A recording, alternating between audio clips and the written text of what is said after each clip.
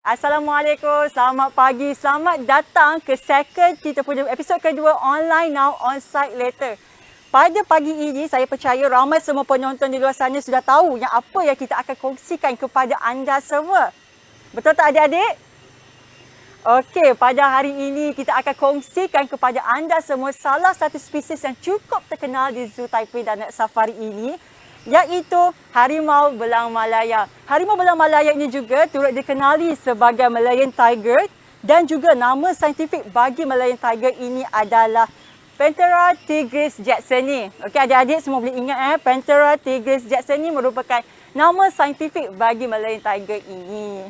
Untuk makluman tuan-tuan dan puan-puan, adik-adik semua, hari ini kita cukup bertuah kerana kita turut ditemani oleh pengarah zoo kita sendiri, Dr. Kevin Lazarus, di mana beliau telah berkhidmat hampir 30 tahun di Zoo Taipei ini. Saya percaya banyak sebenarnya yang beliau akan kongsikan bersama tuan-tuan dan puan-puan untuk sesi live pada pagi ini. So sambil itu juga, saya mohon untuk semua penonton-penonton kita yang berada pada yang sedang menonton boleh klik button like dan juga share this video supaya lebih ramai lagi penonton di luar sana dapat melihat apa yang kita cuba saksikan pada hari ini.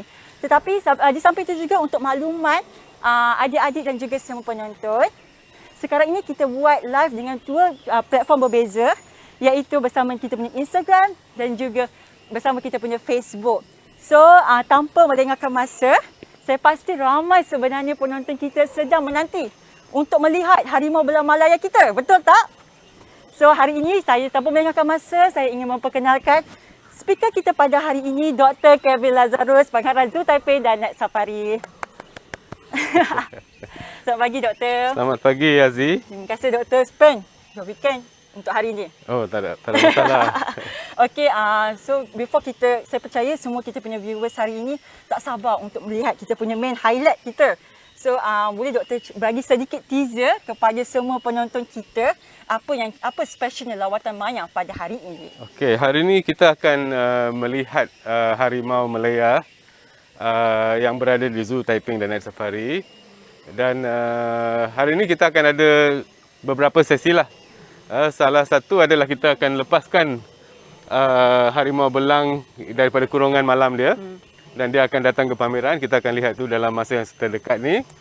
Selepas itu kita akan up close and personal. Kita akan berapat dengan harimau. Okay, Hampir boleh pegang dia. Tetapi tak dapat pegang kenapa? Sebab ada cermin. Yes. Okey, so saya pasti adik-adik semua pasti tak sabar untuk melihat harimau ini dengan jarak lebih dekat. Yeah. Dan juga kita akan lihat secara live bagaimana harimau ini semua akan keluar daripada kurungan malam. Maybe doktor boleh explainkan sikit apa maksud kurungan malam tu? Okey, untuk pengurusan haiwan atau hidupan liar di zoo, kita ada tempat untuk pameran atau pamerkan untuk public melihat pameran kita lah.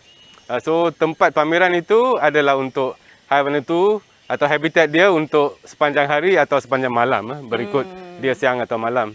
Dan kita ada tempat khas untuk dia tidur. Oh wow. So kalau lepas pameran waktu siang dia akan balik ke tempat kurungan dia supaya kita dapat cek dia untuk pemeriksaan kesihatan dan sebagainya, pemakanan dia dan sebagainya lah, kita dapat buat pemeriksaan yang lebih rapi. So tempat pameran dia pula atau habitat dia kita boleh buat penyelenggaraan. So kita boleh asingkan dia lah. Saya percaya bukan harimau Malaya saja yang ada kurungan malam, semua haiwan-haiwan di sini mempunyai kurungan malam juga, Doktor. Betul. Okey, so sementara kita sekarang ini sebenarnya kita tengah tunggu queue untuk melihat sendiri bagaimana harimau belang ini keluar daripada kurungan malam mereka. Okey, mungkin kamera sekarang tuan-tuan dan puan-puan, adik-adik semua, kita akan alihkan kamera ini seketika untuk berada di best position supaya mereka dapat lihat bagaimana harimau ini keluar. Okey? Okey, come. Sebenarnya ibu dia ada di luar. Kita dah lepas ibu dia awal. So ibu dia ada di luar dan 3 ekor anak akan keluarlah sekarang. Okey. So sekarang keeper kita sedang proses untuk keluarkan mereka.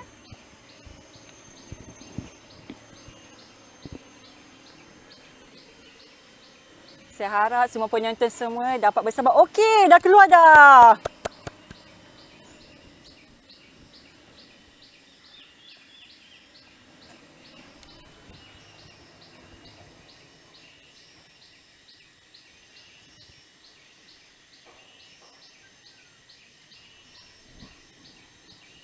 Okay, mungkin juga doktor boleh kongsikan kepada kita semua jumlah keseluruhan harimau belang Malaya yang ada di Zoo Taiping dan juga kelahiran yang baru kita terima ini. Okey, kita buat masa sekarang hanya ada 4 ekor lah.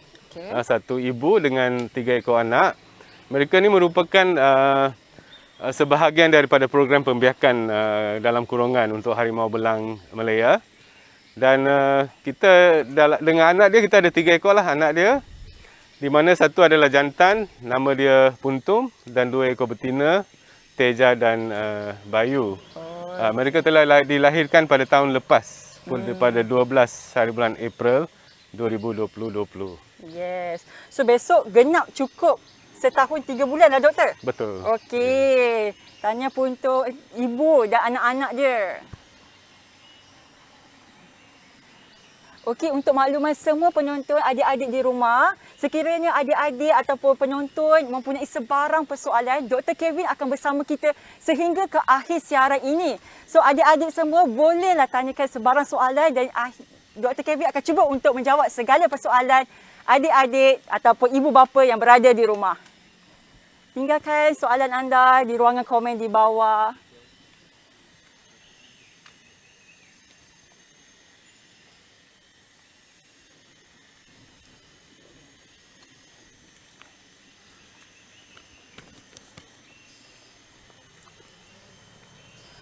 Mungkin di samping itu juga, doktor boleh kongsikan kepada penonton semua mungkin berat dan juga saiz bagi setiap harimau sama ada jantan ataupun betina. Saya percaya jantan dan betina mempunyai saiz yang berbeza. Mungkin doktor boleh kongsikan kepada kita semua? Betul. Biasa dia harimau belang, jantan itu akan lebih besar lah. Dan kalau kita lihat daripada 3 ekor anak itu, yang Puntum itu jantan, dia dah jauh lebih besar daripada adik-adik dia, dua ekor lain yang betina. So di dalam jantan ini, kalau yang dewasa ni dia boleh mencecah 200 hingga 300 kilo mengikut keadaan lah dan tempat dia berasal. Dan betina dalam lingkungan 100 hingga 200 kilogram lah. Okey.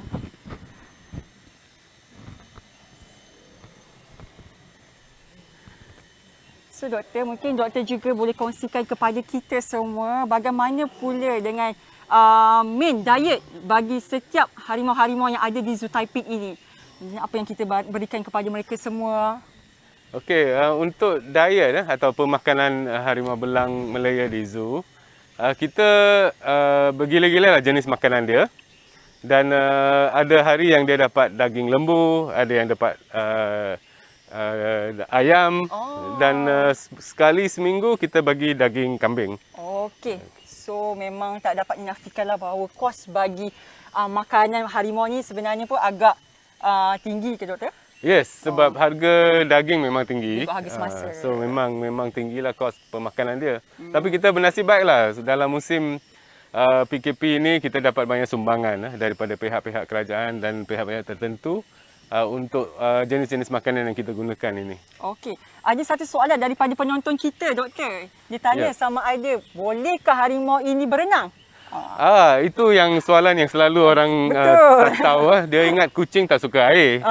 Tetapi dalam dunia ada 2 jenis kucing besar yang suka air. Okay. Satu ada harimau belang, dia memang suka berenang dan juga berendam dalam air bila musim panas.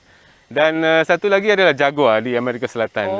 Dia pun suka air, dia boleh menyelam dalam air untuk tangkap mangsa-mangsa dia. So adik-adik semua ingat 2 spesies yang sangat menggemari air iaitu jaguar dan spesies khazanah negara kita iaitu harimau belang Malaya ini.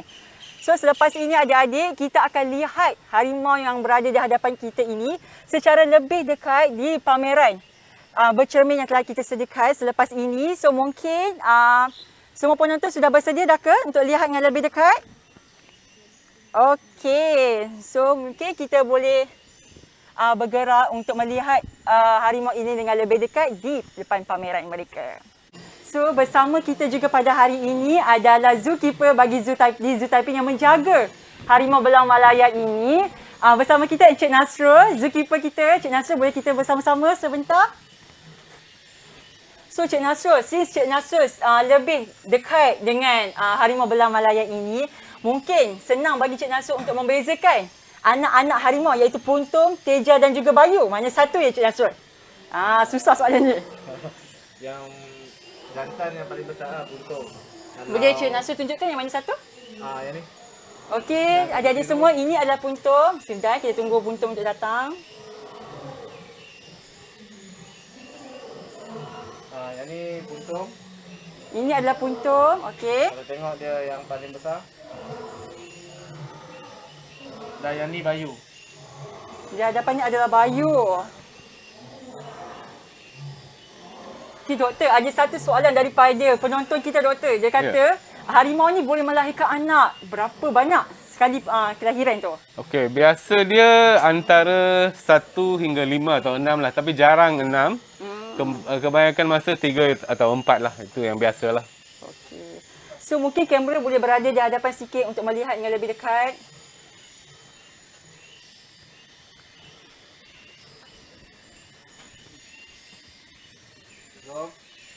Okey, mungkin Cik Nasir boleh bantu untuk panggil harimau ini.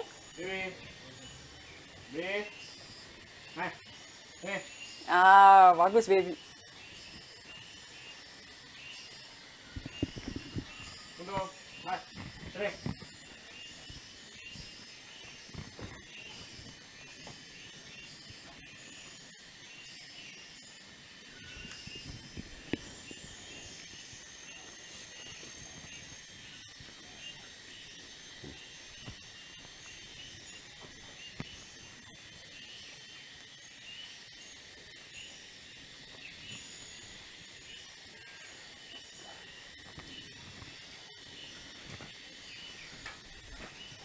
Okey, di samping itu juga ada satu lagi soalan daripada penonton. Terima kasih pada semua penonton yang tanyakan soalan kepada kita.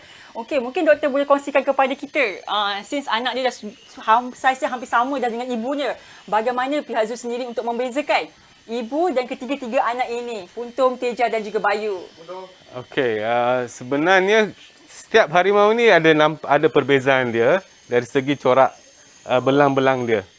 So kalau kita ambil gambar dan boleh lihat dengan teliti, kita boleh nampak perbezaan antara dia lah. So itu salah satu cara lah dengan di sini setiap penjaga haiwan dia kenal haiwan dia sendiri. So dia akan kenal lah dengan lebih teliti, dengan lebih tepat mana satu yang ibu, mana satu yang anak. Kita boleh kenal dengan tabiat dia, habit dia, pattern di bulu dia, corak-corak belang-belang dia.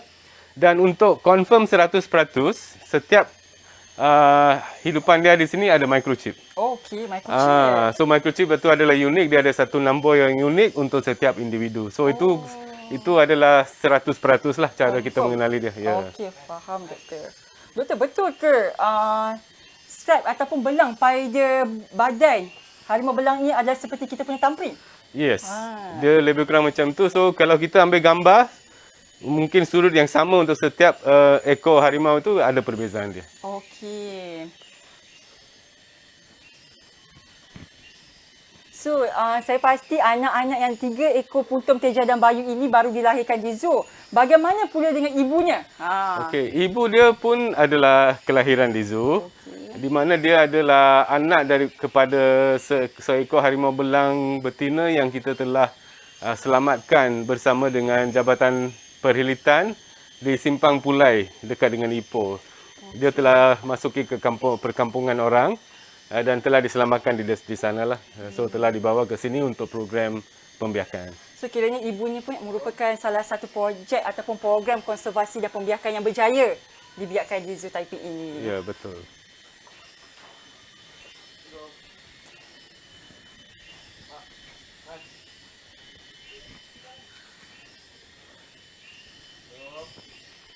Okay, sekarang penonton juga boleh lihat bagaimana Encik Nasrul begitu rapat dengan harimau-harimau yang berada di Zoo Taiping. Cik Nasrul, sambil itu Cik Nasrul sudah bekerja di Zoo Taiping ini hampir berapa tahun? 3 tahun. Adakah seronok tak menjaga harimau belang Malaya ini?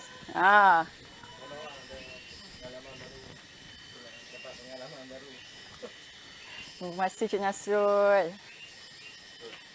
Okay, adik-adik semua ataupun ibu bapa yang sedang menonton rancangan kita pada pagi ini, jangan lupa untuk klik button like dan juga share video ini supaya lagi ramai lagi orang di luar sana dapat mempelajari harimau belang Malaya kita. Dan pada masa yang sama, mungkin satu hari nanti selepas tamatnya tempoh PKP ini, anda semua boleh datang melawat ke Zoo Taiping dan naik safari.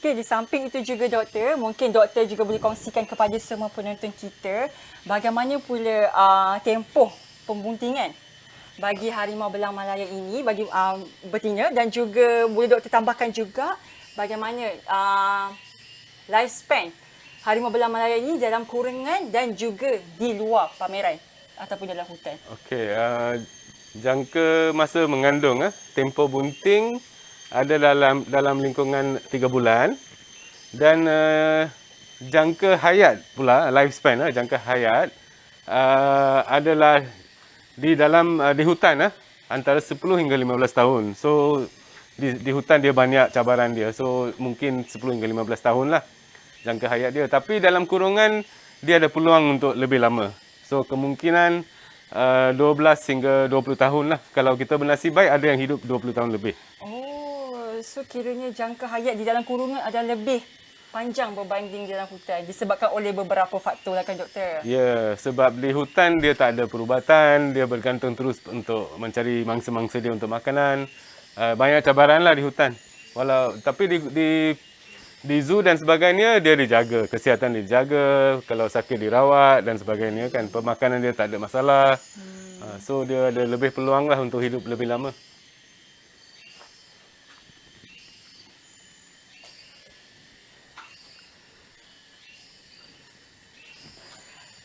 Okey, kita ada satu soalan kita daripada penonton kita. Dia bertanyakan, pembiakan di Zoo Taiping ini merupakan kali keberapa kejayaan kita ini?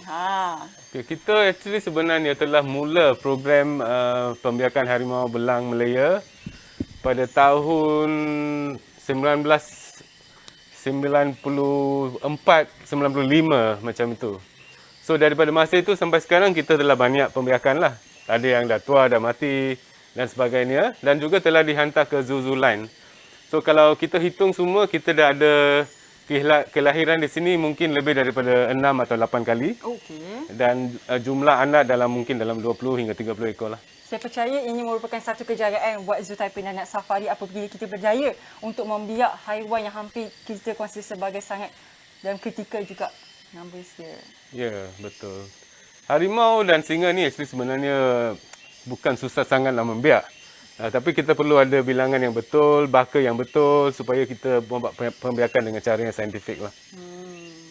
Betul. So, kepada semua penonton kita, selepas ini kita akan melihat harimau ibu dan anak-anaknya, cara bagaimana zookeeper kita untuk memberi makanan kepada mereka. So, saya pasti penonton-penonton kita juga tidak sabar untuk melihat bagaimana harimau ini makan. So, boleh kita gerakkan? Boleh kita gerak sekarang untuk melihat bagaimana harimau ini makan? Jom. Sekarang ini Encik Nasrul akan membuat sedikit demonstrasi ataupun bagaimana cara beliau untuk memberi makanan kepada anak dan juga ibu harimau Malaya ini.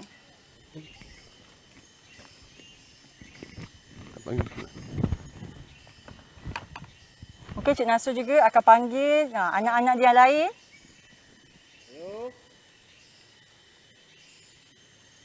Jika tuan-tuan, adik-adik semua bernasib baik, kita dapat melihat anak-anak ini dan juga ibu berenang di dalam air. Bukan panggil dulu. Panggil dulu.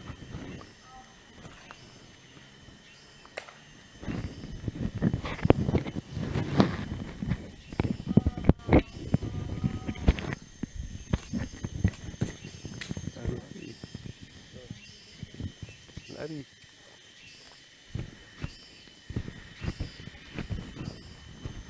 Lepas tu pergi dulu.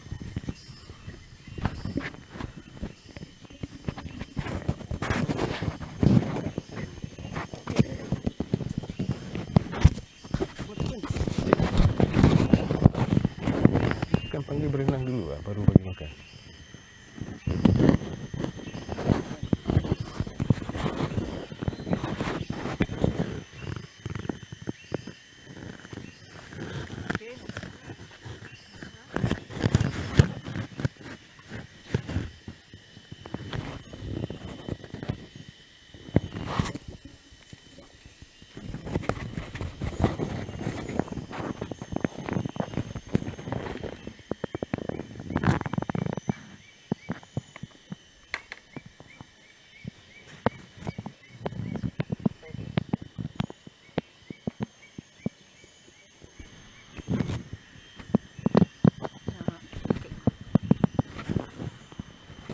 Tadi patut panggil dia berenang. Lepas berenang, baru cuba panggil masuk dulu. Kalau tak boleh masuk, baru buang. Sudah lupa. Baru kita akan masukkan dia, baru kita akan keluar. Mana dia nak masuk dah makan.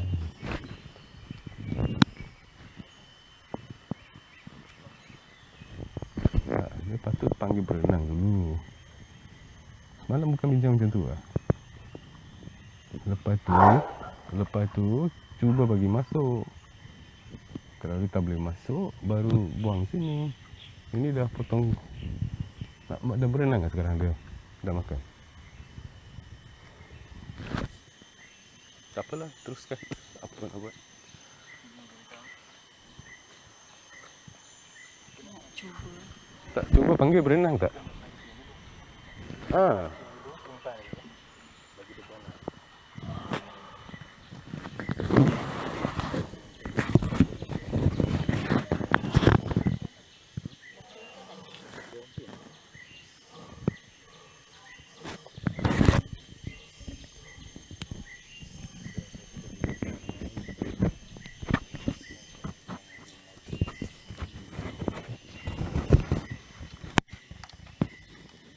Oh, masih baik.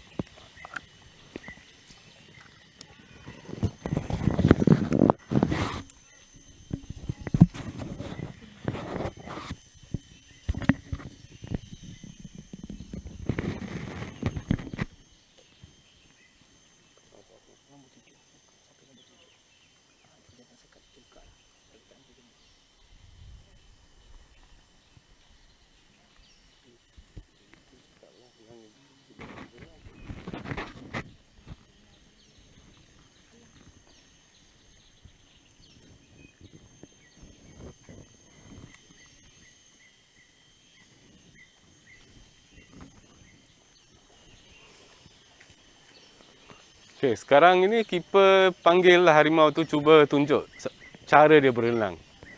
So dia mengumpan dia dengan sedikit makanan.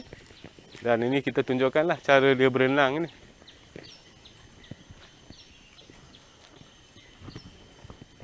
Okey, Cik Nasrul boleh tunjukkan. Okey, sebentar boleh tengokkan kamera. Nampak ke?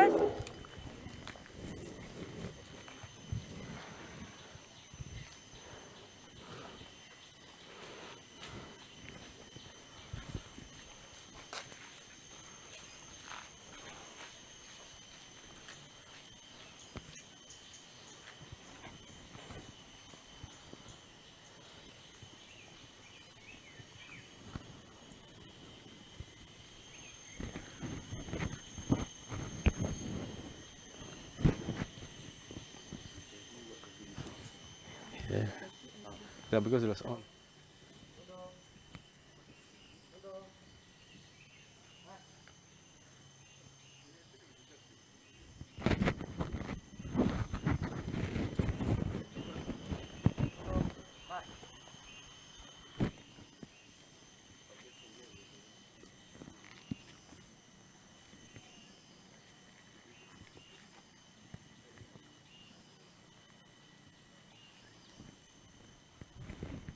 Okey, seperti yang kita kongsikan sebentar tadi bahawa harimau belang Malaya ini merupakan spesies yang cukup gemar untuk berenang.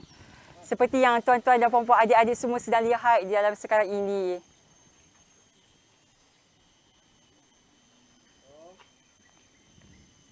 So, sekarang Cik Nasrul sedang cuba untuk memanggil ibunya ke hadapan.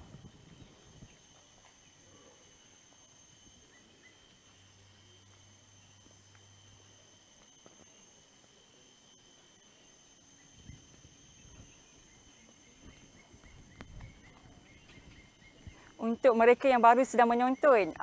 Sekarang ini kita dalam proses untuk memberi makanan kepada Puntung, Teja dan Bayu dan juga ibunya di pameran mereka. Untuk makluman semua penonton, di Zoo Taipei Night Safari kita mempunyai 4 ekor harimau belang Malaya.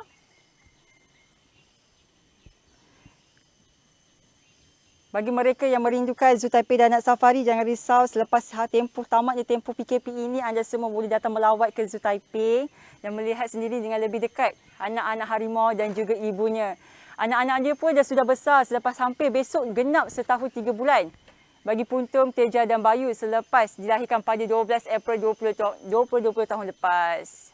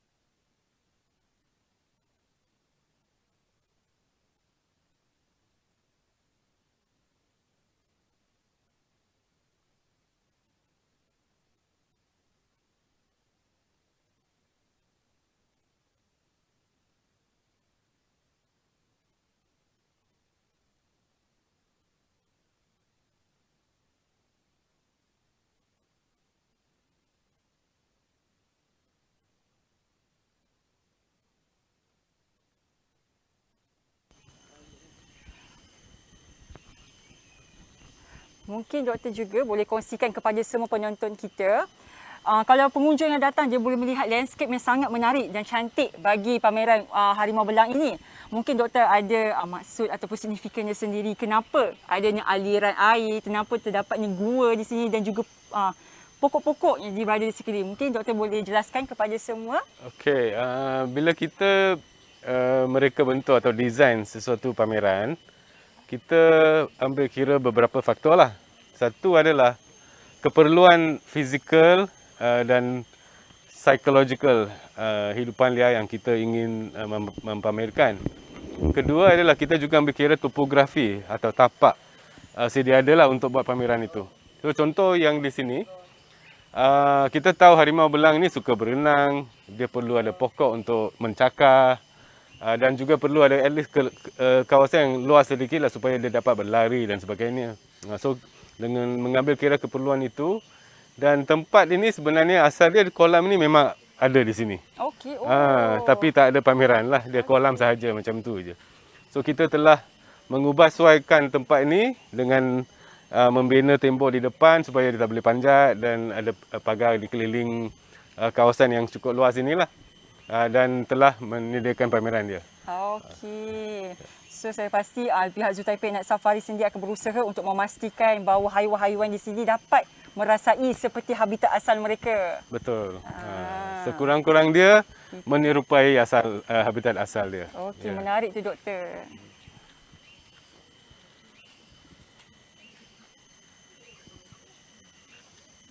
Okay, seperti adik-adik semua sedang lihat, kita sedang beri makan kepada anak harimau dan juga ibu-ibunya.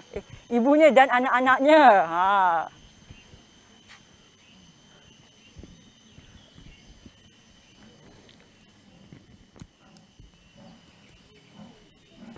Ini okey. Kita nak try masuk.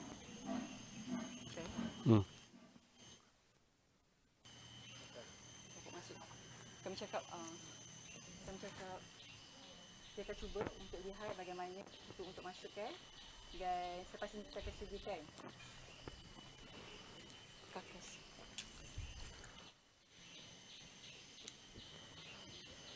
Okay, menariknya untuk penonton, adik-adik semua penonton di rumah sekarang. Sekarang ini zookeeper kita ataupun Encik Nasrun kita akan cuba untuk tunjukkan kepada anda semua bagaimana beliau sebagai zookeeper untuk cuba masukkan semula harimau-harimau ini ke dalam kurungan malamnya. So saya rasa daripada sudut ini juga maybe adik-adik semua boleh tahu bagaimana usaha ni seorang keeper itu untuk dipanggil semula masuk ke dalam kurungan malam. So sekarang ini maybe kamera kita boleh standby untuk tunjukkan bagaimana Encik Nasrul kita memanggil Puntum, Teja dan Bayu dan juga ibunya masuk ke dalam kurungan malam mereka. Kita cubalah. Mungkin dia tak mau masuk pasal dia baru keluar. Dan dah ada makanan sedikit. Kita try. Kalau dia masuk, kita nak letakkan makanan yang lebih besar kan untuk dia. Betul.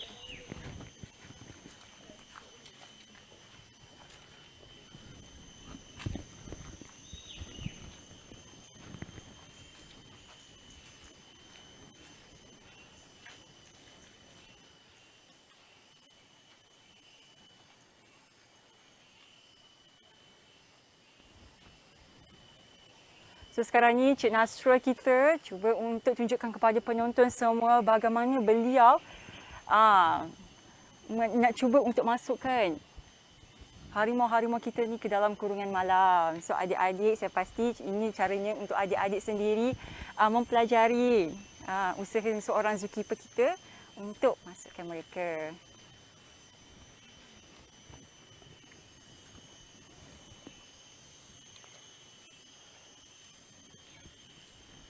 Untuk makluman semua penonton kita, pada hari ini kita hanya akan berkongsikan informasi yang menarik ataupun fakta menarik tentang harimau belang sahaja. So mungkin minggu hadapan kita juga akan kongsikan lagi banyak haiwan-haiwan yang terdapat di Zoo Taiping dan Night Safari ini.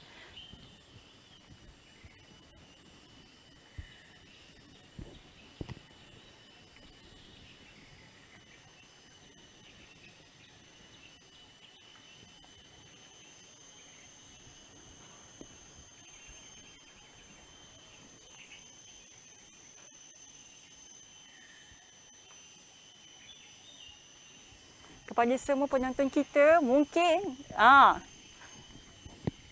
boleh dapat lihat sekarang ini bagaimana zookeeper kita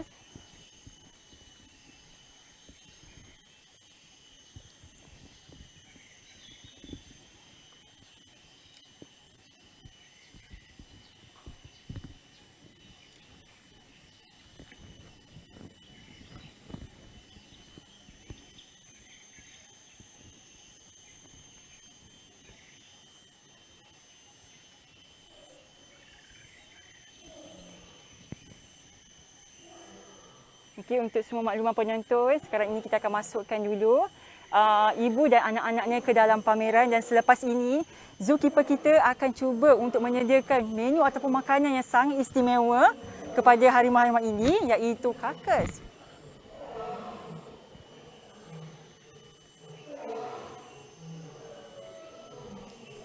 Okey, saya harap semua penonton dapat bersabar seketika sementara kita nak tunggu ibunya masuk pula ke dalam.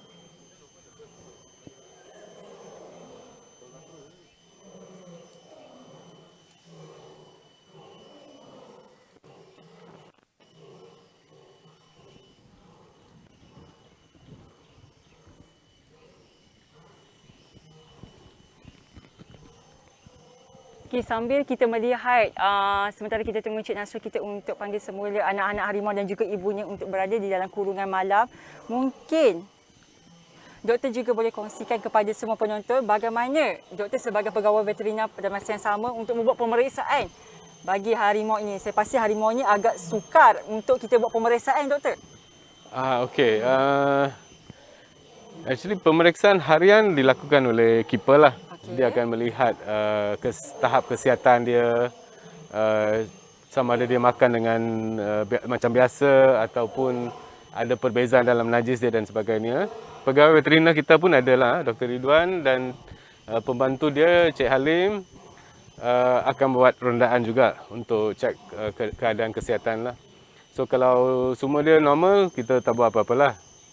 Tapi kita juga ada buat secara berkala atau rutin pemeriksaan najis dia untuk parasit dan juga kita ada vaksin untuk beberapa penyakit lah. So itu dilakukan setiap setahun lah sekali vaccination. Untuk rawatan pula selalu orang tanya macam mana kita rawat kalau nak beri suntikan ke, betul, nak beri ubat ke dan sebagainya. Okey, so kita ada beberapa cara. Kalau ubat itu dia boleh makan, kita akan sembunyikan dalam daging yang dia suka makan, seketul daging yang dia suka makan. So kita akan sembunyikan ubat itu dalam daging dan diberi makanan lah. So ubat itu akan diberi secara itu. Kalau perlu suntikan pula, kita ada beberapa cara itu pun. Sebab kita ada di dalam lorong yang dia keluar masuk itu kita ada satu perangkap di mana kita boleh tekan dia, squeeze cage kita panggil. Dia boleh ditekan dan suntikan boleh diberi. Tapi kalau dia dah lemah dan mungkin tak sesuai untuk di squeeze, kita boleh datkan dia dengan ubat. So ada banyak cara lah yang kita boleh guna untuk buat rawatan pada harimau ni. Menarik tu, doktor. So adik-adik semua mungkin dapat mempelajari segala info yang telah dikongsikan oleh doktor sebentar tadi. Okey doktor, soalan daripada Nur Hidayah daripada Facebook kita. Dia tanya, ngauman sebentar tadi adalah ngauman daripada harimau ke? Kita ada singa di sini. So kemungkinan besar tadi sebab harimau semua ada di depan. So singa di kandang sebelah di belakang tu. So ngauman itu adalah ngauman daripada singa. Bukannya daripada harimau kita. Yeah.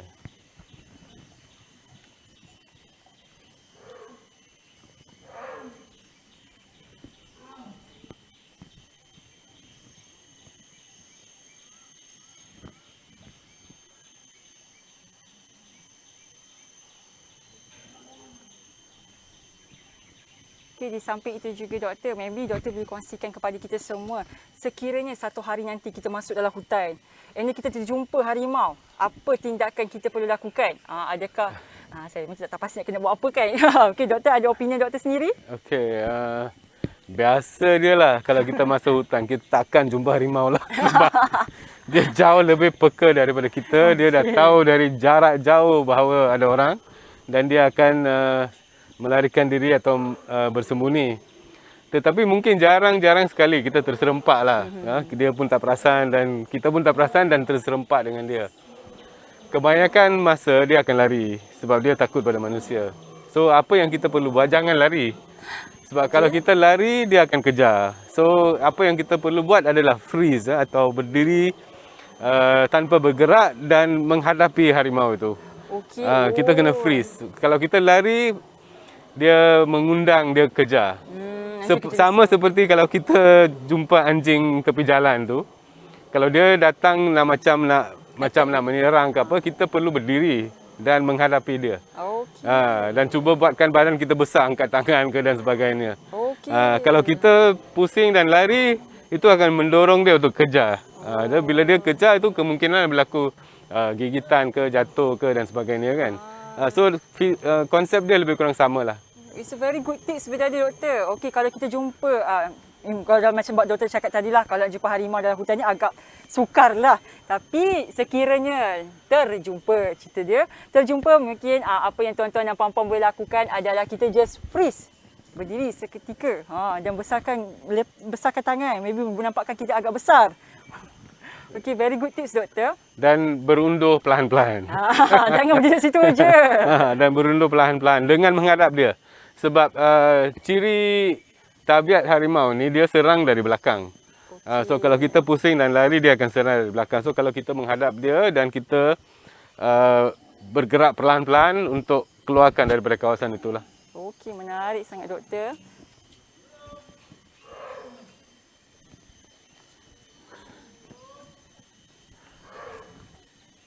Okey, kita ada satu soalan daripada Atirah kita, daripada Facebook kita. Dia bertanyakan, doktor, bila harimau itu semakin besar, adakah belangnya akan bertambah ataupun belangnya semakin panjang? Kritikal soalan ni. Saya pun tak pasti. Mungkin doktor ada pandangan doktor sendiri? Okey, jawapan ringkas tidaklah. Jawapan ringkas tidak. Tetapi semakin besar dia, mungkin jarak antara belang tu mungkin akan membesar sedikit lah. Sebab bila dia kecil, mungkin nampak rapat. Tapi dia bila membesar, dia mungkin nampak jarak sikit pasal badan dia dah besar. Tapi itu macam tadi saya dah sebut, belang-belang itu berbeza di antara satu rimau dengan rimau yang lain. So kalau kita ambil gambar, saya mungkin tangan depan dia sebelah kanan. Kita ambil semua rimau sebelah kanan, kaki kanan yang depan itu, dan kita bezakan, kita boleh dapat melihat perbezaan lah antara rimau. Sama juga macam kita ambil ekor sahaja. Kalau kita ambil gambar ekor sahaja dan kita membuat perbandingan, kita akan nampak perbezaan. Menarik sangat tu doktor. Okey.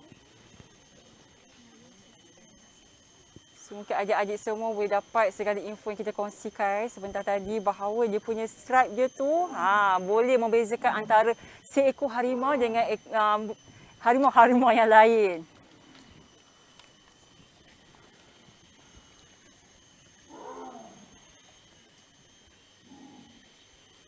Okey, kita juga ada soalan daripada Encik Iskandar kita.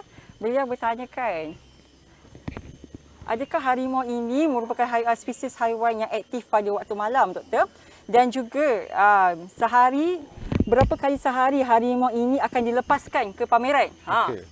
Okey, harimau belang ini dia aktif siang dan malam juga. Tapi waktu tengah hari dia biasa dia akan berehat lah. So dia bukan 100% nocturnal atau aktif pada waktu malam sahaja. Dia waktu senja dan subuh dia pun aktif, dan even kadang-kadang pukul 10, 11 itu masih boleh bergerak dan boleh menangkap mangsa pun. Masa yang dia berehat selalu waktu tengah hari, masa puncak lah, panas lah. Dia panas pun dia akan berehat juga. So untuk di sini, bila kita ada lebih daripada satu kumpulan ini, kita akan keluarkan ke pameran mungkin 2-3 kali sehari bergila-gila. Tetapi bila ada grup yang ini sahaja, kita keluarkan pameran setiap hari, dari pagi sampai malam lah, baru dikurung balik. So dia ada masa yang panjang lah di pameran.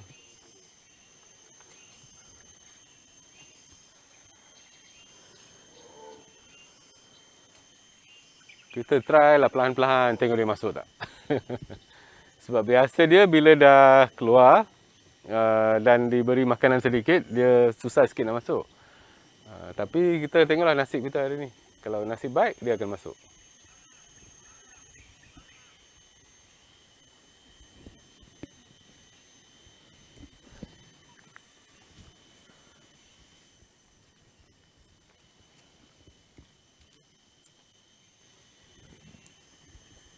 Okey, soalan seterusnya doktor, mungkin doktor juga boleh kongsikan kepada semua penonton juga, apakah peranan sebenarnya bagi harimau ini dalam jaringan makanan di dalam hutan terutamanya? Okey, ini soalan dia mengenai food chain lah. Betul.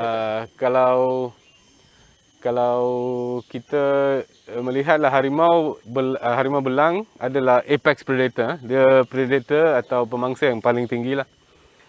Dan peranan dia sebelum ada perubahan dalam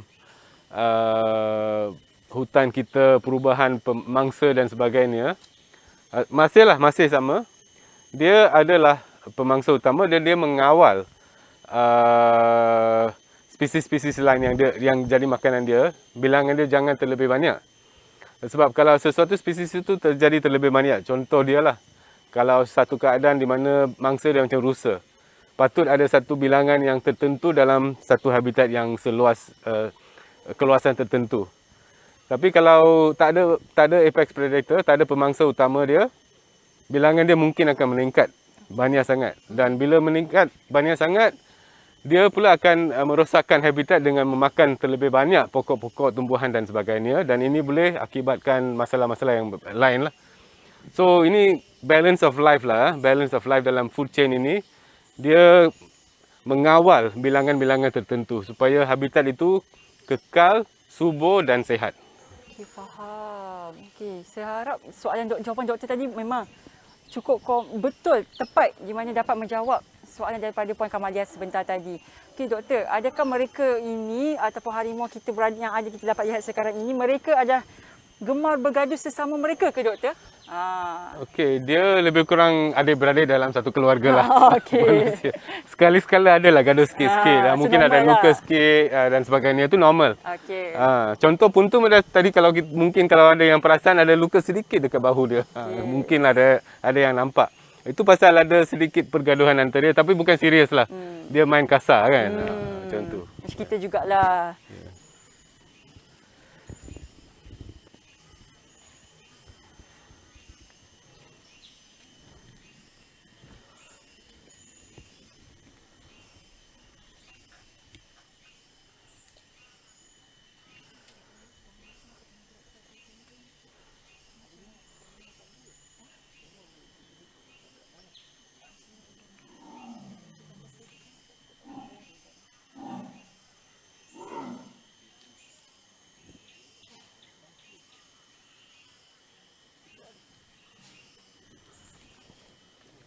Lunas.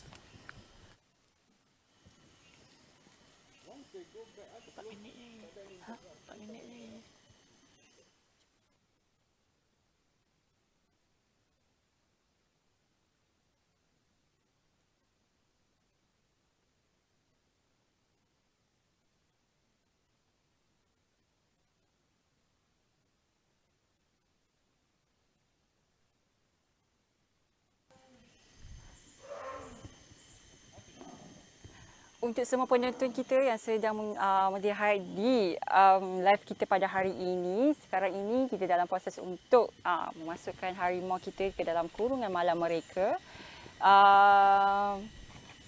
Kita akan melihat bagaimana zookeeper kita untuk memasukkan semula harimau kita ke dalam kurungan malam mereka.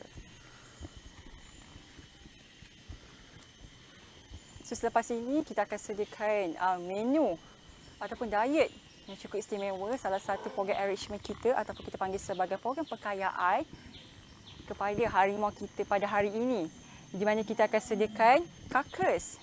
Okay, something special sebab selalunya diet mereka untuk setiap hari kita akan berikan seperti daging dan juga ayam.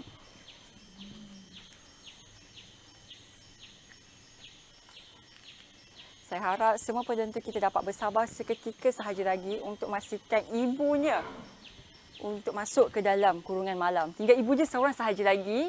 Yang anak-anaknya semua dah masuk.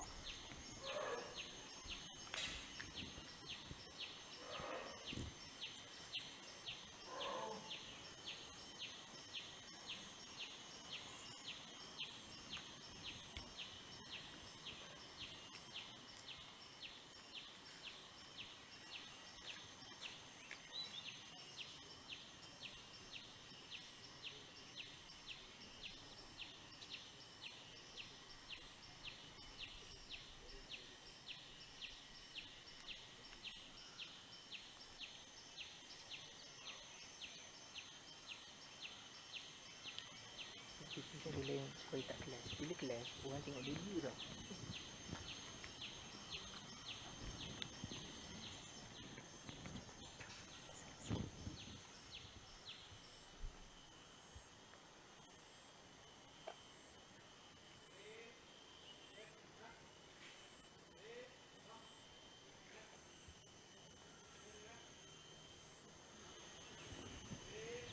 Okay,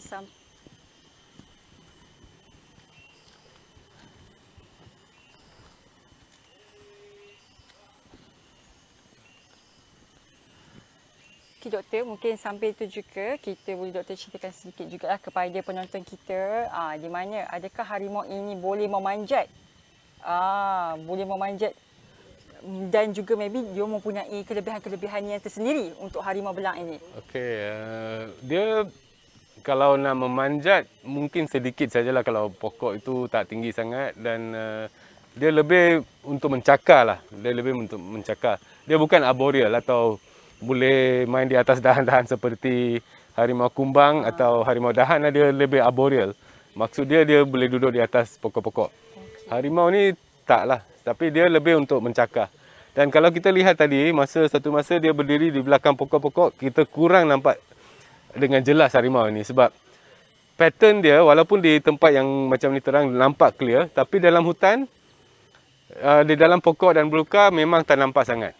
Sebab jalur dia walaupun dia macam warna orange dengan jalur hitam, dia memecahkan pattern bentuk badan dia dan kita tak dapat lihat. Itu camouflage lah atau penyamaran.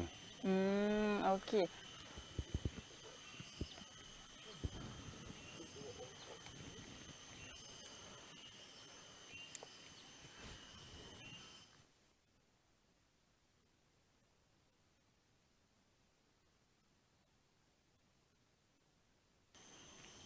Okay, seperti anda lihat, kita juga telah pinkan nombor akaun Zoo Taiping dan Night Safari. Okey, mungkin juga untuk makluman kepada semua penonton kita bahawa actually Zoo Taiping dan Night Safari ini merupakan salah satu jabatan di bawah Majlis Perbandaran Taiping. So, kita semuanya adalah kaki tangan di Zoo Taiping ini juga adalah merupakan kaki tangan di bawah majlis. So, tak ada masalah sekiranya akaun tersebut di bawah nama Majlis Perbandaran Taiping.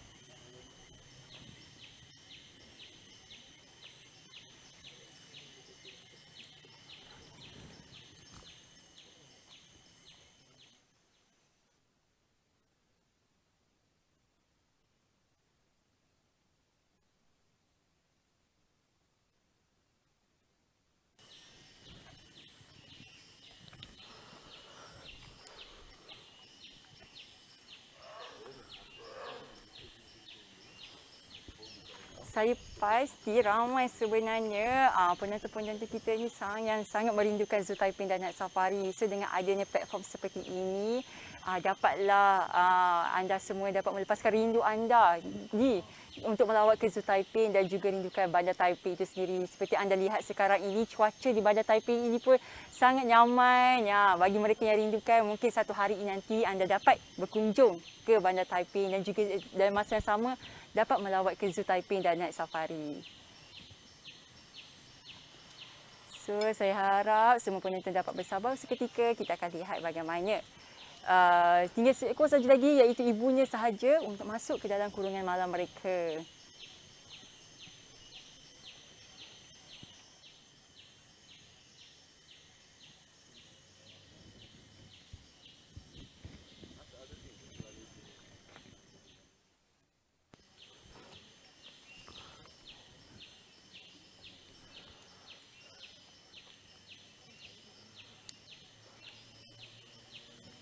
Okay, di samping itu juga doktor, mungkin doktor boleh kongsikan kepada kita semua apa yang uniknya tentang harimau belang Malaya ini berbanding dengan harimau-harimau lain seperti jaguar kita ada, harimau kumbang kita ada. Apa yang menariknya tentang harimau ini?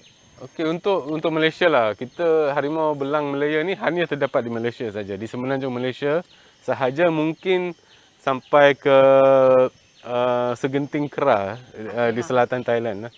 So Segenting Kera itu menjadikan kawasan itu kecil. So dia tidak melintaslah kawasan itu. So di selatan Segenting Kera sampai ke semenanjung hanya terdapat harimau belang Malaya lah. Selain daripada itu dia subspesies, bukan spesies yang lain tapi subspesies yang berbeza lah. Okey doktor, tadi kita kongsikan bahawa salah satu harimau ataupun yang terdapat di Malaysia ini adalah harimau spesies yang kita lihat sekarang ini, harimau belang Malaya. Mungkin doktor juga boleh kongsikan terdapat berapa banyak subspesies harimau yang masih lagi tinggal di dalam dunia kita ini selain daripada harimau belang Malaya ini? Okey, kita masih ada dalam lingkungan 6 spesies lagi, subspesies lagi. Dia kalau kita start daripada belah utara di Siberia, kita ada Siberian Tiger, harimau belang Siberia. Dan ke selatan sedikit ke India, Bangladesh dan kawasan itu, kita ada Bengal Tiger. Dan ke selatan lagi ke China, di selatan China kita ada South Chinese Tiger atau South China Tiger, harimau belang China Selatan. Lepas itu ke Indo-China, kita ada harimau belang Indo-China. Dan lepas itu ke Semenanjung Malaysia, Jackson Tiger atau Jacksoni ataupun Malayan Tiger. Dan di Sumatera kita masih ada harimau belang Sumatera. 3 subspesies telah pupus dalam 100 tahun, dalam 100 tahun ke belakang ini. Okey, Adalah 3 itu adalah Caspian Tiger Okey. di Europe, harimau belang Jawa dan juga harimau belang Bali telah pupus. Ya. Okey, so adik-adik semua boleh ingat 3 spesies yang telah pupus hampir 100 tahun yang dahulu, iaitu harimau belang harimau Bali, harimau Caspian yang terdapat di negara-negara Europe dan juga harimau Sumatera. Bukan, Jawa. Java, Sumatera. Sumatera masih ada. Sumatera masih lagi ada. Okey, terima kasih doktor. So saya rasa selain daripada subspesies yang masih di banyak 6 subspesies yang masih tinggal lagi, yang masih ada lagi dalam muka bumi kita ini, salah satunya adalah seperti yang kita lihat sekarang ini merupakan salah satu khazanah negara kita yang patut kita semua lindungi.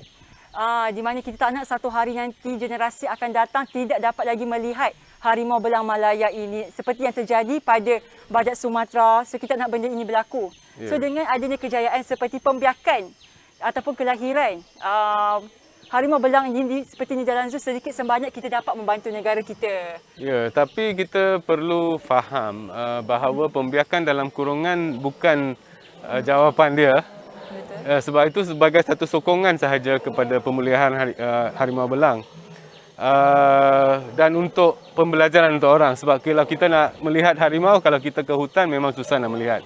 Kalau kita datang ke zoo, kita boleh melihat harimau belang ini dan kita dapat menghayati dia.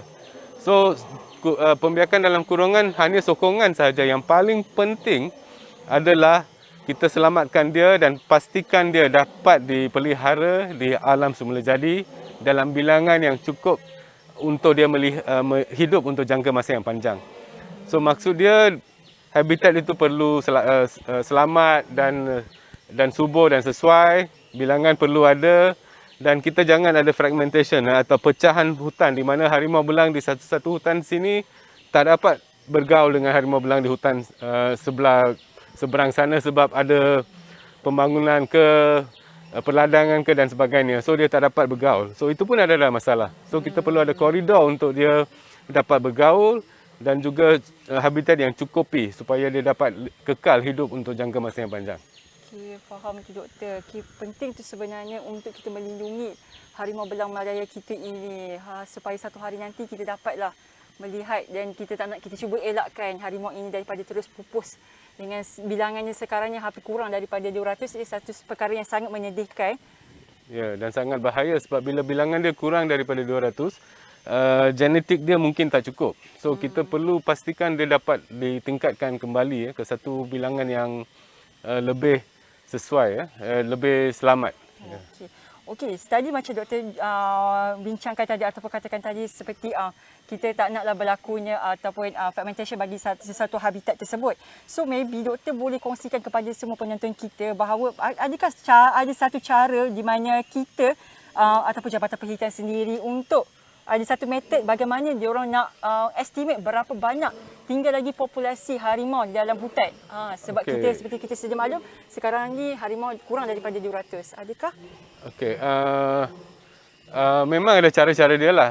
Cara baru ini yang paling baru menggunakan camera trap ataupun perangkap kamera di mana sensus dibuat. Satu sensus dibuat dalam semua hutan di Semenanjung. Cara lama dulu adalah melalui tapak kaki yang kita dapat jumpai di hutan. So cara sensus itu adalah dengan buat track dengan grid dan mengukur tapak kaki yang dijumpai dan cuba membezakanlah antara satu harimau dengan yang lain. So itu cara dulu. Tapi cara sekarang lebih saintifik dengan menggunakan camera trap dan macam tadi saya bagi tahu kita dapat bezakan antara individu kalau ada gambar. So dengan cara itu dapat maklumat yang lebih tepat mengenai bilangan harimau yang berada di dalam sesuatu hutan atau satu habitat. So dengan cara itu dapat hitunglah, dapat sensus yang lebih tepat. Okey, faham. So salah satunya adalah memasang kamera trap di dalam hutan ataupun dengan cara yang lebih zaman kalau sebelum adanya kamera trap kita lebih gemar untuk mengukur saiz ataupun tapak kaki yang dijumpai Betul. di dalam So hutan. sekarang dia akan campurlah semua tapak kaki, sightings atau kalau dapat lihat dan juga camera trap. So ini adalah salah satu cara bagaimana kita menentukan bilangan populasi yang tinggal di dalam hutan kita ini. Yeah.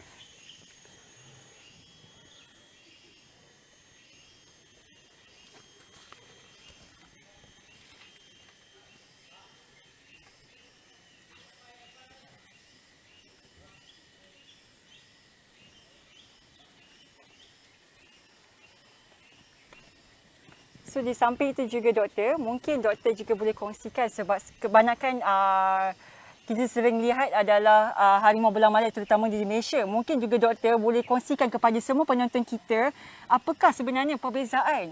Saya pasti ramai penonton ataupun adik-adik sana teringin nak tahu apakah perbezaan antara white tiger dan juga harimau biasa yang sering kita dapat lihat. Okey, untuk harimau belang putih sebenarnya adalah Bengal tiger. Dia adalah satu mutasi atau mutation di mana warna orange atau brown itu digantikan dengan warna putih. So itu yang jadi mutation dan dia memang terdapat di alam semula jadi di India. Tapi jarang dijumpai. So bila telah dijumpai dan ditangkap dan dibela dan membuat pembiakan, dapatlah harimau belang ni.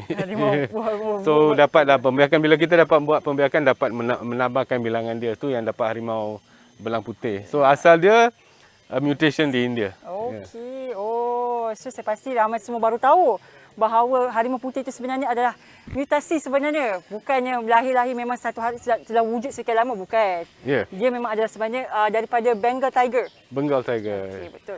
Tapi jarang dijumpa. Tapi adalah sekali-sekala dijumpa kan. So dengan tu. Okay, mungkin doktor juga boleh kongsikan kepada semua, adakah harimau ini sebenarnya bergerak dalam satu koloni ataupun diorang lebih gemar untuk berjalan seorang-seorang? Doktor. Okay. Biasa dia harimau belang ini solitary ataupun dia hidup bersendirian.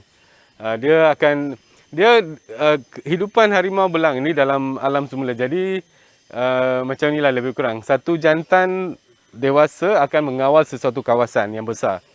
Dalam kawasan yang luas itu akan ada 3 atau 4 atau 5 ekor harimau belang betina yang mengawal kawasan dia masing-masing. So dia ada satu jantan kawal satu kawasan yang luas. Dalam kawasan luas itu ada harimau belang betina lah, yang mungkin 4 ke 5 ke 3 ke yang mengawal kawasan masing-masing. So yang person in charge lah, yang jantan besar itulah kawasan itu. So dia akan bertemu dengan betina tu masa musim mengawan dan sebagainya. So dia jarang akan hidup bersama lah. Tapi masa musim mengawan mungkin dia akan dengan betina itu. Dan anak-anak yang dilahirkan akan hidup dengan emak sehingga hampir 2 tahun. So masa itu mungkinlah kita dapat lihat 4 ekor, 5 atau 5 ekor harimau bersama. Tapi lepas itu dia akan keluar daripada kawasan itu. Ibu dia akan halau dia keluar daripada kawasan itu dan dia perlu cari kawasan sendiri untuk dia mengawal lah sesuatu kawasan. Okey, menarik sangat doktor. Okay, saya pasti juga bukan sahaja harimau, saya banyak sebenarnya harimau binatang-binatang lain yang mempunyai peranan mereka di dalam hutan. Saya pasti juga sama juga seperti harimau ini. Mungkin doktor boleh kongsikan kepada penonton apakah sebenarnya fungsi ataupun kepentingan harimau Malayan tiger ini dalam kita punya ekosistem. Okey. Saya rasa tadi dah sebut sedikit. Okay, dia mengawal mangsa-mangsa dia. Dan dengan mengawal bilangan mangsa yang hidup dalam itu, contoh dia rusa dan sebagainya, dapat kekalkan habitat dia. Kalau tidak, dia balance of life ini dia penting, dia berkait satu sama lain. So bila sesuatu dah off balance, dia akan akibatkan masalah yang tertentu. So kita kena, itulah cara dalam alam semula jadi ini. Semua berkait satu sama lain. Dia macam, dulu selalu orang bagi tahu macam spider web, macam sarang laba-laba. You sentuh satu side pun satu sarang itu akan goyang. So kalau kita rosakkan sedikit, satu sarang itu akan ada impact pada dia, kesan pada dia. Okey, terima kasih doktor.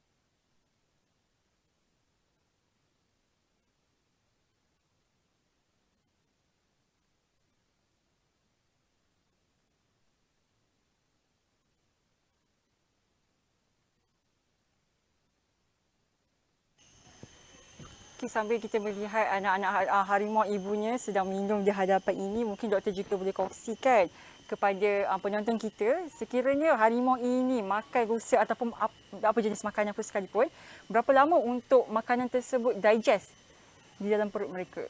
Okey, untuk penghadaman dia tengoklah kuantiti yang dimakan. So kalau macam contoh soalan dia mengenai rusa, kalau dia dapat tangkap rusa memang satu perkara yang sangat luar biasa untuk dia lah, sebab dia boleh makan dengan banyak. Dan rusa pun takkan habis makan dalam sehari.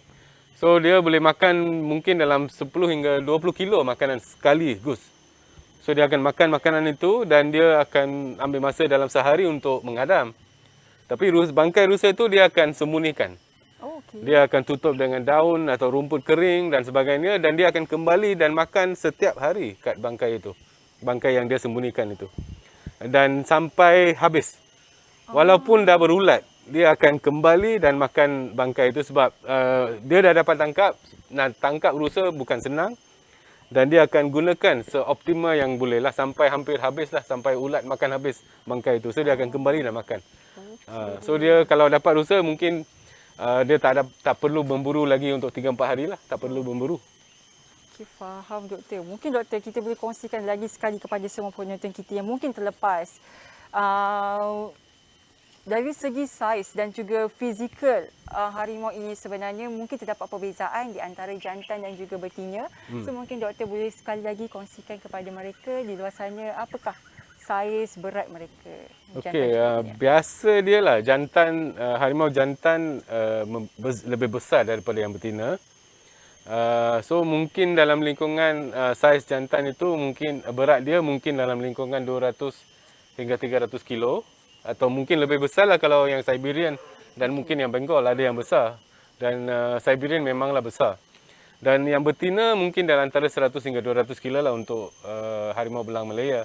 Tapi samalah harimau belang Siberia dan Bengal itu ada yang besar. Yang Siberian jauh besar lah sebab dia daripada cuaca yang sejuk.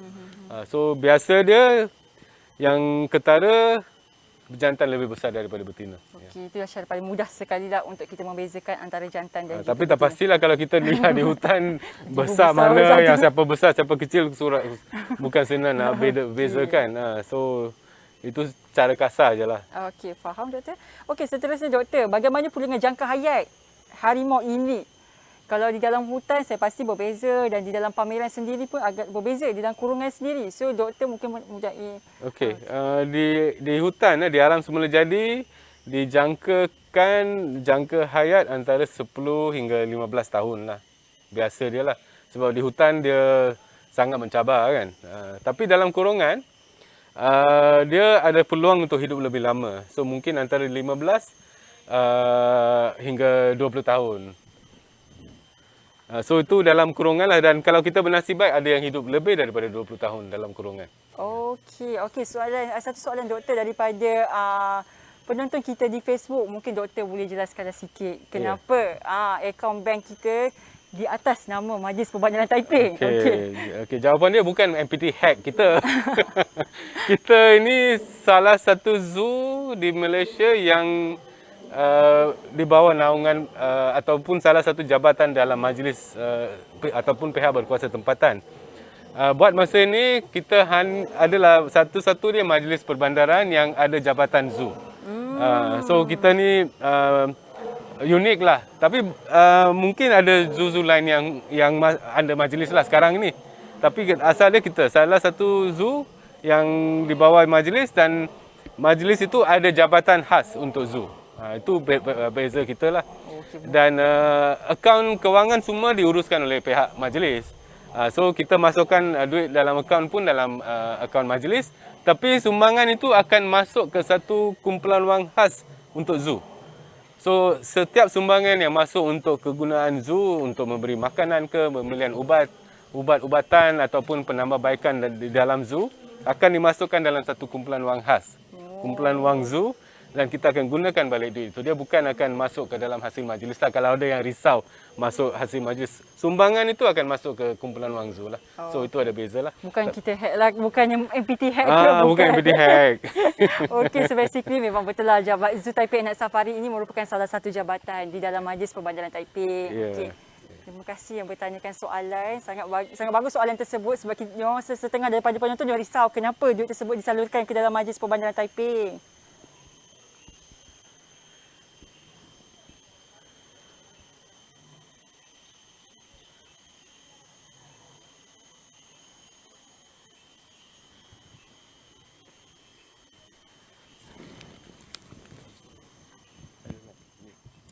Fokus ni boleh kau campak masuk.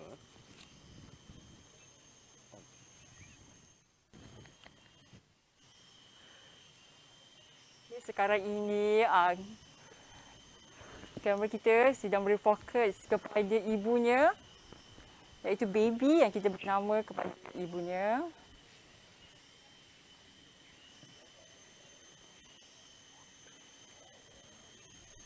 So untuk makluman semua penonton, sebenarnya kita dalam usaha untuk masukkan semula harimau ini dalam kurungan, tetapi agak sukar sebenarnya untuk proses masuk semula harimau ini ke dalam kurungan malam. Tetapi kita cuba tengok bagaimana pihak zoo sendiri untuk menyediakan alternatif lain untuk memberi makan kepada nak harimau dan juga ibunya. Kita nak cuba hari ni tunjuk dia makan satu ekor atau karkas kambing. Okey. Satu ekor.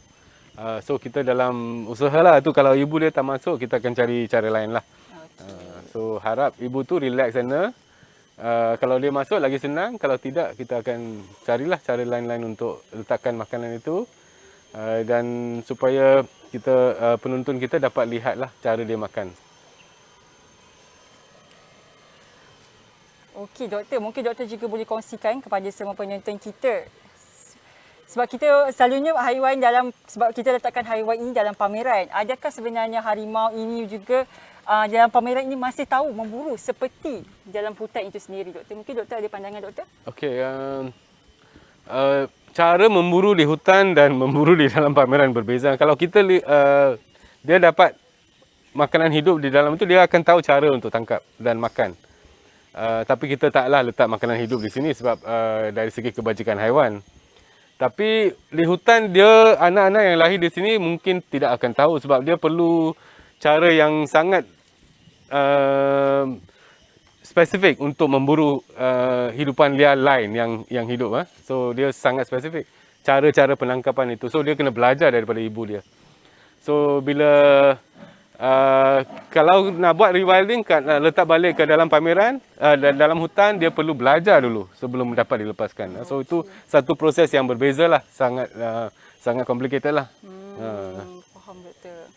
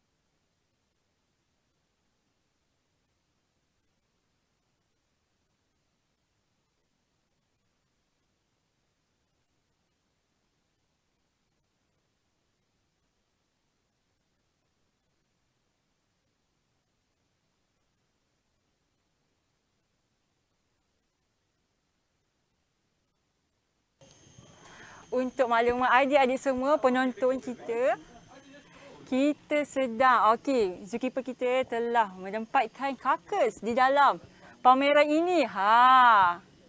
Si ramai yang telah menantikan, kita telah sediakan satu menu istimewa untuk mereka. Iaitu boleh kamera kita tunjukkan sikit bagaimana carcass itu diletakkan. Dan selepas ini, ibu dan juga anak-anak mereka akan menikmati carcass yang telah disediakan oleh pihak Zoo Taipei ini. Jangan terkejut ya adik-adik, ini adalah carcass. Bukannya, orang kata mayat hidup pula kan tiba-tiba. Kambing, ini kambing je. Kambing, yes. Okey, selepas ini, kita akan lepaskan pula anak-anak dia bersama ibu-ibunya, bersama ibu dan anak-anaknya ke dalam pameran. So sekarang ini ibu dia tengah menikmati tulang. Cek. Tak, dia lock dah lock semua.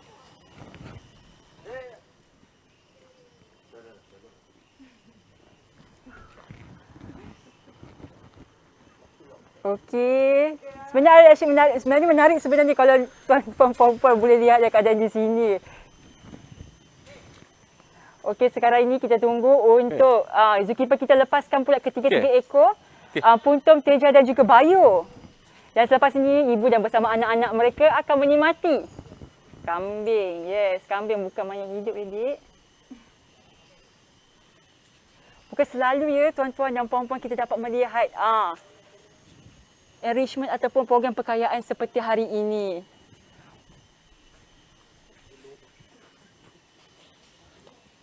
Okey, mungkin something menarik juga. Okey, itu sekarang puntung diikuti dengan bayu dan juga teja untuk keluar daripada kurungan malam mereka. Yeay!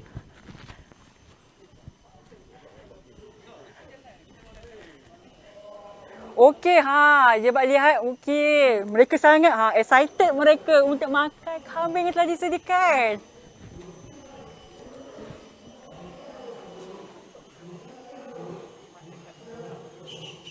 Okey, bukan selalu ya tuan-tuan, puan-puan, adik-adik kita dapat melihat apa yang kita sediakan pada hari ini.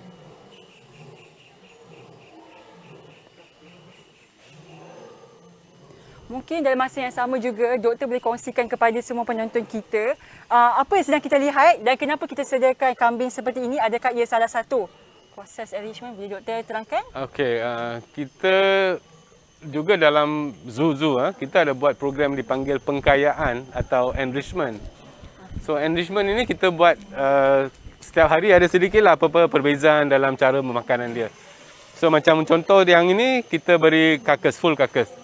So dia boleh kongsi makan lah. So dia akan ambil masa untuk koyakan daging, makan tulang dan sebagainya. So itu salah satu cara pengkayaan untuk pameran haiwan di zoo. Mungkin doktor boleh explainkan sikit apa itu sebenarnya maksud pengkayaan untuk enrichment program tu. Okay. Enrichment ini adalah sebab kita panggil enrichment sebab haiwan ini bila dalam kurungan atau pameran ada rutin yang dilaksanakan setiap hari.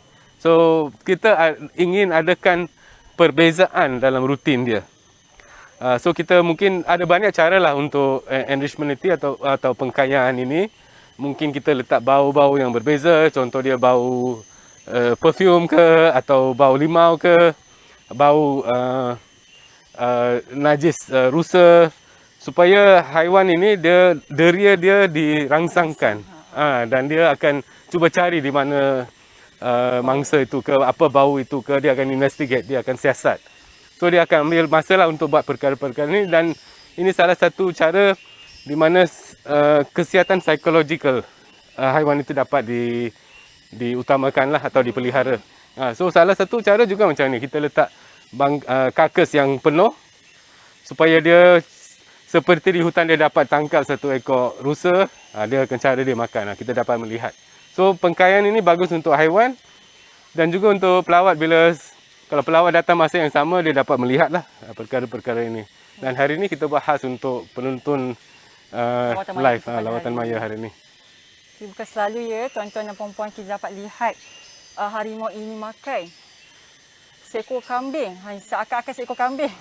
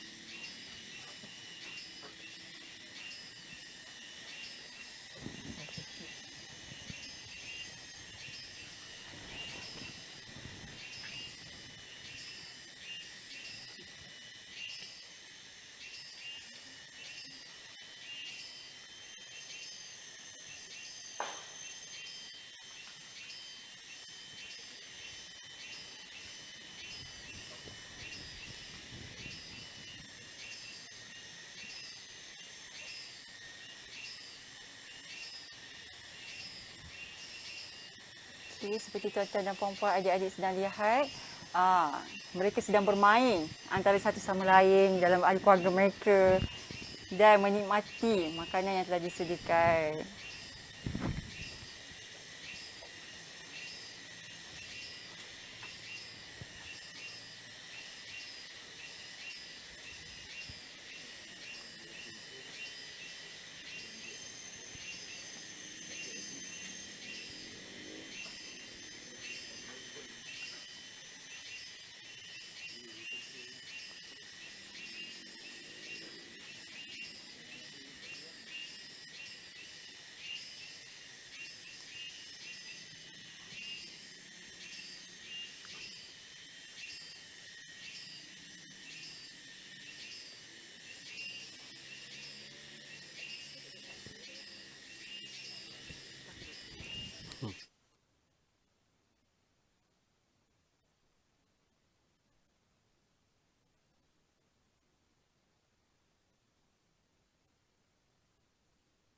Just leave it on.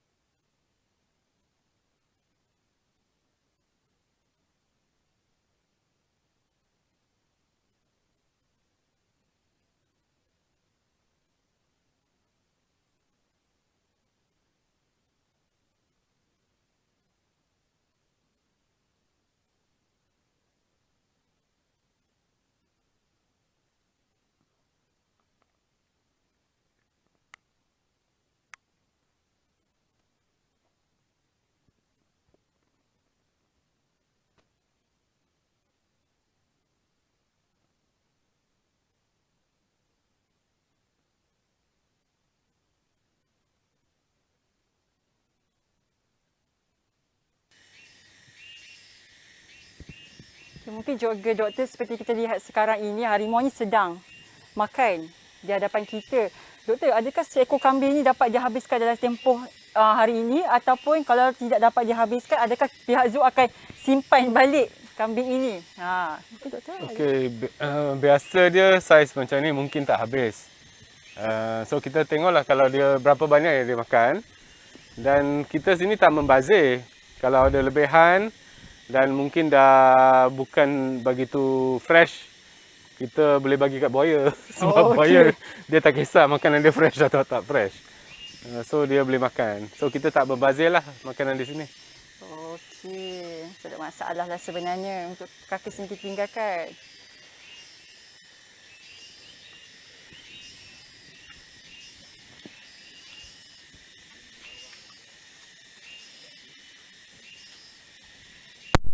Semua penonton sekarang boleh lihat dengan lebih dekat harimau yang berada di hadapan kita ini. Bukan senang sebenarnya sebab ada sometimes pengunjung yang datang, harimau ini sudah menurut di bawah gua mereka ataupun sudah berlindung di belakang pokok. So hari ini special apabila harimau-harimau ini sangat aktif dan kita dapat terus lihat di hadapan kita.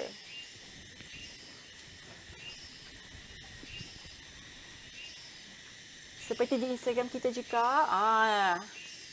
Ibunya sekarang ini sedang membersihkan badan mereka, badannya dengan menjilat, sama seperti seekor kucing biasa. Mereka akan membersihkan badan.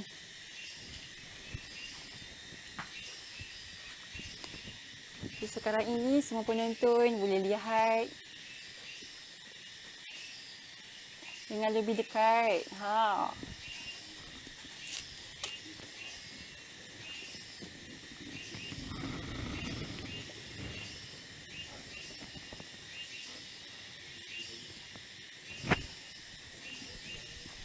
Untuk makluman semua penonton, sebab kita sekarang ini lokasi bagi pameran harimau ini juga adalah berada di dalam dalam kawasan yang agak betul-betul di tengah. So kemungkinan di sini kita ada masalah sikit dalam line internet kita. So harap semua penonton kita dapat bersabar dan dapat melihat harimau-harimau yang kita pamerkan pada hari ini.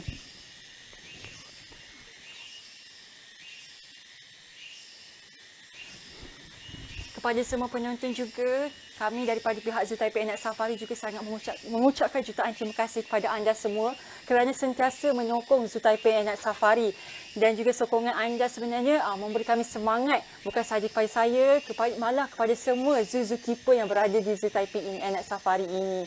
Kami percaya dengan sokongan anda yang sangat padu ini sedikit sebanyak memberi semangat kepada kami untuk terus bekerja dalam tempoh PKP ini.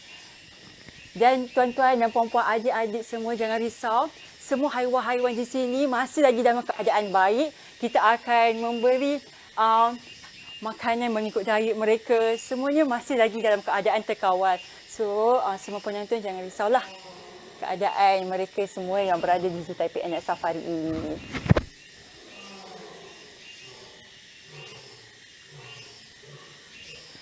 Di samping itu juga, tuan-tuan dan puan-puan, kami juga telah menyimpingkan nombor akaun bagi semua penonton yang ingin menyumbangkan dana ke dalam kami punya The Our Wildlife.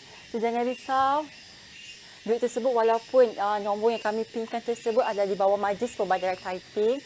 So, jangan risau, duit tersebut adalah untuk makluman juga, Zoo Taiping juga merupakan salah satu jabatan di bawah Majlis Perbandaran Taiping. So, duit tersebut akan disalurkan terus ke dalam akaun majlis dan akan diberikan ke dalam dan masukkan ke dalam akaun Zoo Taiping Night Safari. So, tiada masalah lah tuan-tuan dan puan-puan.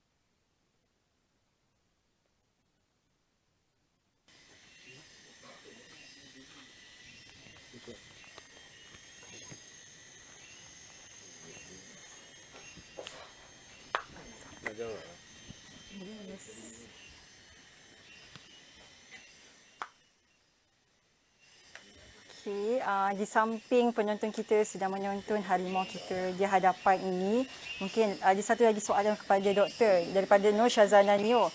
Dia kata, kalaulah harimau dalam pameran ini mati, apa yang dilakukan oleh pihak zoo selepas itu? Okey, kalau ada kematian lah harimau belangka atau apa-apa spesies hidupan liar yang kita ada di sini, yang pertama kita akan buat bedah siasat. Kita akan cek lah punca kematian ataupun dia tengah dirawat dan dia mati, kita mungkin tahu sebab-sebab dia. Tetapi kalau tidak, kita perlu buat bedah siasat dan ambil sampel-sampel yang diperlukan untuk mendapatkan kepastian punca kematian. Dan kedua, kita perlu buat laporan kepada jabatan yang berkaitan, Jabatan Perkhidmatan, sebab dia haiwan yang dilindungi penuh. So untuk rekod mereka dan juga memberitahu nombor ID dia dan punca kematian untuk buat pelupusan. Dan di peringkat majlis pun kena buat pelupusan lah. Sebab dia aset. Ini semua aset hidup. Selepas semua itu dibuat, kita akan memusnahkan bangkai itulah. Mengikut prosedur-prosedur yang telah ditetapkan lah. Sama ada kebakaran ke ataupun ditanam dan sebagainya lah. So, itulah cara yang dilakukan oleh pihak zoo, sama ada kita akan bakar ataupun tanam haiwan ataupun bangkai. Tapi kalau ada keperluan daripada agensi yang tertentu untuk sampel-sampel, kita akan ambil lah sampel-sampel yang diperlukan, sama ada untuk DNA ke, untuk apa-apa tujuan, itu kita akan laksanakan lah. Okey, faham. Bukan sahaja harimau tetapi spesies-spesies lain juga. Ya, semua spesies perlu ada bedah siasat untuk mendapat kepastian punca kematian lah. Ya. Okey, sampai itu juga penonton boleh tinggalkan komen untuk sebelum kita akan akhiri sesi kita pada hari ini. Sekiranya tuan-tuan dan puan-puan mempunyai sebarang soalan, kita akan cuba untuk jawab. Sementara Dr. Kevin masih berada lagi bersama kita.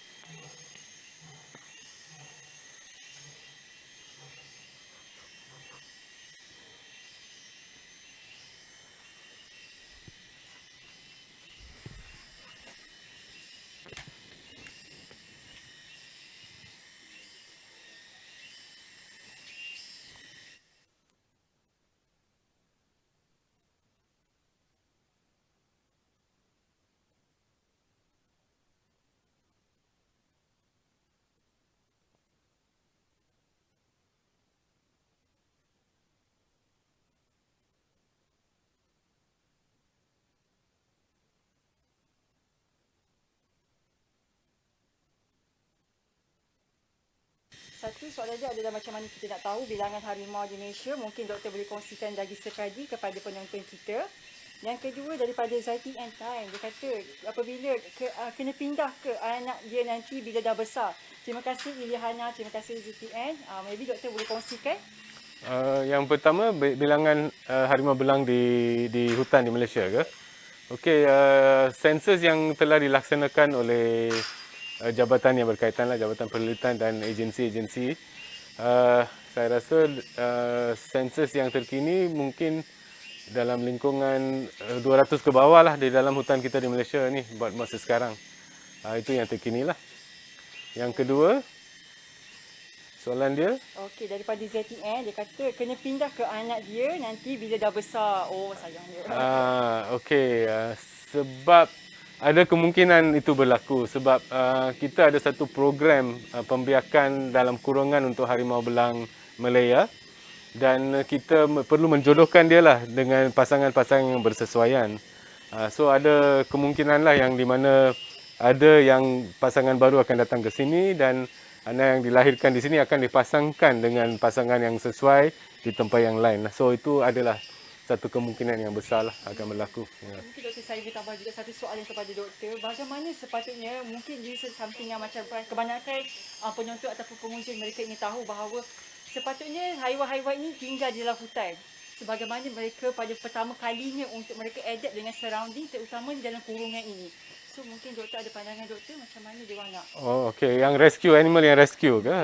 Yang itu dia bergantung kepada individu itulah. Dia sama ada dah dewasa, apa pengalaman dia dengan manusia, ataupun dia masih kecil, anak yang tertinggal ke. So dia berbeza antara individu. Dan of course lah pada permulaan dia mungkin dia rasa tertekan sebab tempat yang berbeza, kawasan yang terhad dan sebagainya. Tapi lama kelamaan cara kita mengendalikan dia sangat penting. Keeper-keeper yang jaga haiwan itu perlu dengan kasih sayang. Jangan dengan ganas, dengan tak kira dia punya keperluan psikologi dia takut dan sebagainya. Kita perlu bersikap baik dengan dia. Dan lama kelamaan dia akan biasakan dirilah.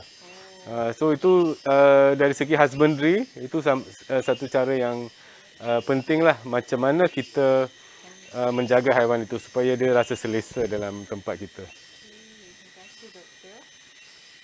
Saya percaya ramai penonton-penonton sekarang ini apabila melihat kerjaya seperti seorang Dr. Kevin iaitu seorang pegawai veteriner dan juga seperti Encik Nasrul iaitu seorang zookeeper, ramai di luar sana teringin untuk menjadi seperti mereka di mana segala ilmu yang dia kongsikan kepada kita dan bagaimana Encik Nasrul sebagai zookeeper bertanggungjawab menjaga haiwan di sini. Ramai di luar sana ataupun adik-adik yang teringin untuk menjadi seperti mereka. So apa yang adik-adik perlu lakukan adalah belajar rajin-rajin, punyai sifat rasa kasih dan sayang kepada haiwan ini sedikit sebanyak. Apabila besar nanti adik-adik mungkin dapat jadi seperti mereka. Terima kasih juga, terima kasih banyak kepada Dr. Kevin dan juga Encik Nasrul.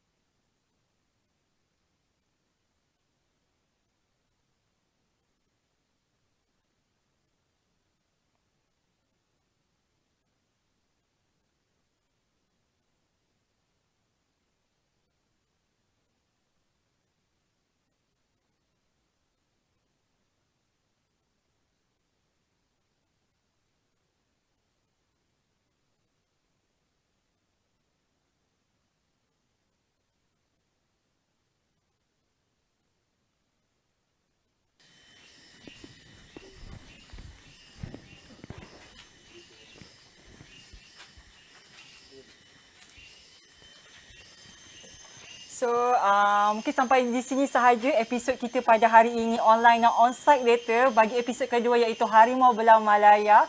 Tapi sebelum kita akhiri sesi kita pada hari ini, mungkin doktor ada sikit kata-kata kepada semua penonton yang meluangkan masa hujung minggu mereka menyaksikan on live kita pada hari ini. Okey, terima kasih Aziz dan saya ingin ucapkan terima kasihlah kepada semua penonton yang telah mengambil masa untuk melihat paparan kita hari ini. Online now, on-site later. Dan kita berharap kita telah menunjukkan sesuatu yang menarik lah.